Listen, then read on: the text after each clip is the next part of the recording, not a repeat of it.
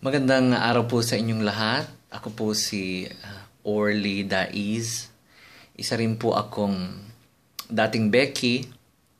At ayon sa kainitan ngayon ng mga usapin patungkol sa same-sex marriage at sa iba pa pong mga kapahayagan ng ating pong kilalang pambansang kamao na si Manny Pacquiao, na isa rin pong tinatawag ng mananampalataya. At ayon po sa mga masasabi kong commentaries ng iba't ibang tao, lalo na sa LGBT community, ako po ay nagpapasalamat sa Panginoon dahil ang lahat ng argumento at mga commentaries or opinions ay nangyayari dahil may mga pinapakipaglaban tayong mga tinatawag na paniniwala.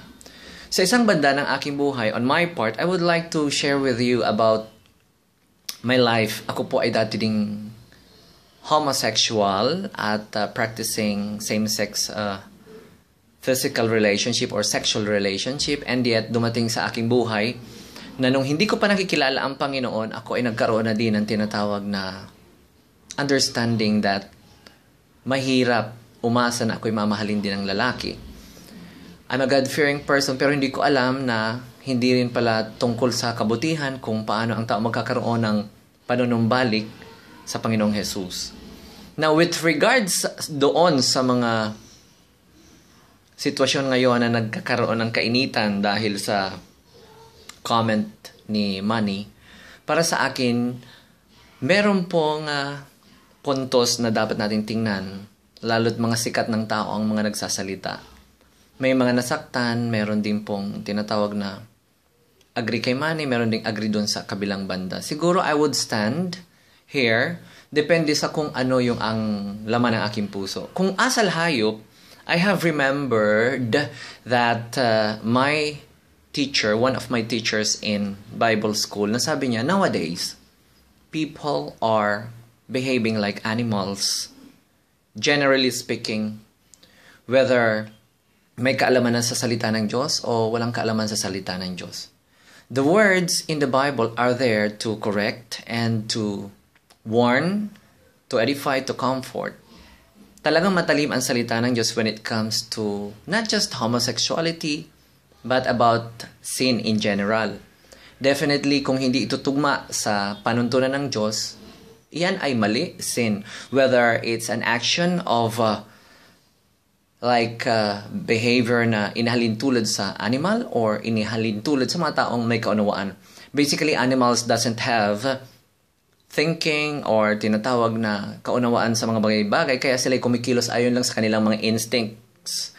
Ngayon, kung kasalanan pag-uusapan, malinaw na pong sinabi na all have sinned and fall short of the glory of God. So, kung ako po ay magbabahagi ng pag-ibig ng Panginoon, mas ipapakilala ko ang pag-ibig ng Diyos na sa ganitong kalituhan ng tao na may kaunawaan na tayo talaga sa tama at mali, at yung tama ay nagiginang mali at yung mali ay nagiginang tama.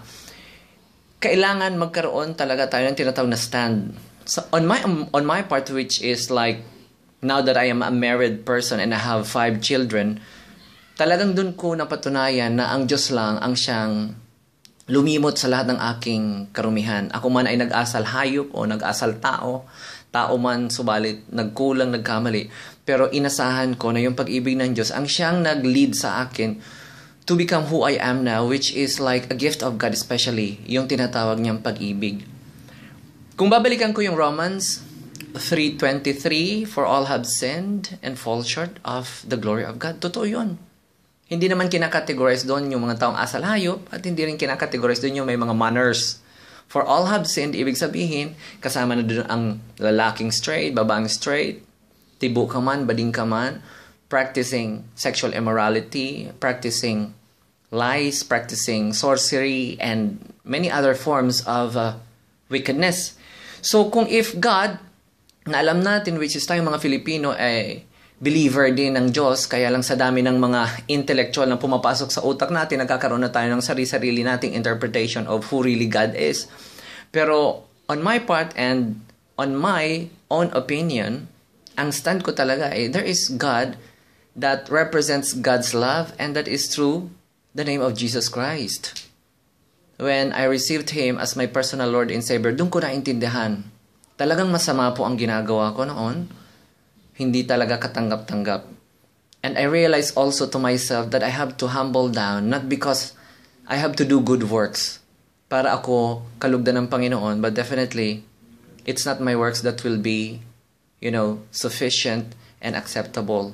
It is the Lord Jesus Christ who died for me on the cross, kaya nagkaroon ako ng tinatawag ng katuwiran, not on my own. Now, ang grace ng Panginoon ay binibigay na ito ay libre para sa lahat. Anuman ang iyong pananaw sa buhay, darating ang panahon, Jesus Christ is the only way unto salvation, and He is the way, the truth, and the life. And no one comes to the Father except by Him or through Him. Now, if Jesus is the only way, hindi na issue dito ngayon kung ano ang manner mo ngayon.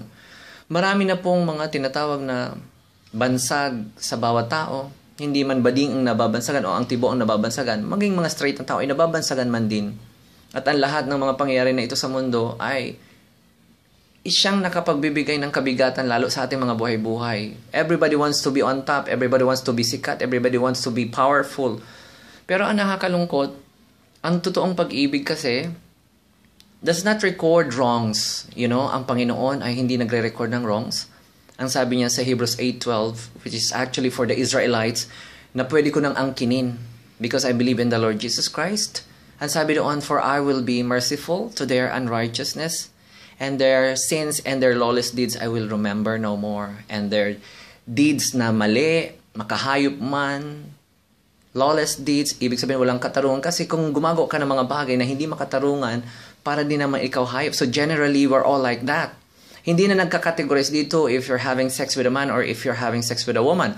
Nakakategorize na ang lahat ng ito doon sa tinatawag na wickedness of all human beings here on earth. So ano ang kailangan natin? Ang kailangan natin ay remedyo. Siguro nagkamali lamang sa mga words or sa mga pahayag na kung saan talagang may natatamaan, but definitely everything will be okay. May stand ang tao, kagaya ko may stand ako, I do not agree with same-sex marriage. It is not to offend those who really wanted to be in part of that, but I agree in the Word of God. May kasabihan talaga na hindi lahat mapiplease, pero I would rather please what God is telling me to say than to be pleased by men. Sa aking mga kaibigan ng mga Becky, which I have shared with them, nasabi ko talaga sobrang dumi ko din. Hindi ko ini-chapwer ang sarili ko that I'm better than them. I'm always telling them na sa panahon na ito, talagang ang Diyos lang ang pwedeng mag-lift up sa atin. Alam na alam ko ang feeling ng mga Becky or Tibo dahil nanggaling ako sa ganung sitwasyon. Pero ang lagi kong natatandaan, may pag-asa at may pag-ibig ang Diyos na matatanggap sa mga taong gustong tumanggap nito. At the end of the day, ito po ay nasusukat kung paano ang pagtanggap doon sa tinatawag na katotohanan. Many of us will walk on the light and many of us also will walk on darkness. Kaya lang, mas mainam na siguro na sa mga sitwasyon na kagaya kong nabago na at patuloy na babaguhin sa biyaya ng Panginoon, I would rather walk in the light. I've been to darkness sa mga karanasan ko sa buhay.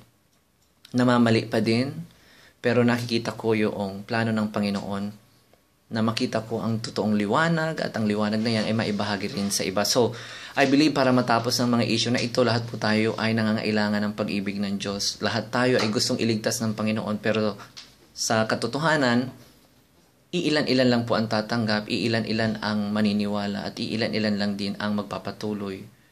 So, marami pong salamat. Dalangin ko na kayo pagpalain at mabigyan ng kaliwanagan na ang buhay natin ay hindi nakasalalay kung how we do good things at kung ano pa man ang ating mga kagandahang asal na maipapakita. Ito po ay nalalaman natin sa ating kalooban kung tayo talaga ay crossing the line or we are trying to be better than others. So I believe, God bless, ang pag-ibig ng Diyos po ang siyang kasagutan sa lahat ng ito. Let us all be reminded Jesus Christ died on the cross for us, and to those who will receive Him shall have eternal life. Maligaya pong araw ulit. sa bawat isa. God bless.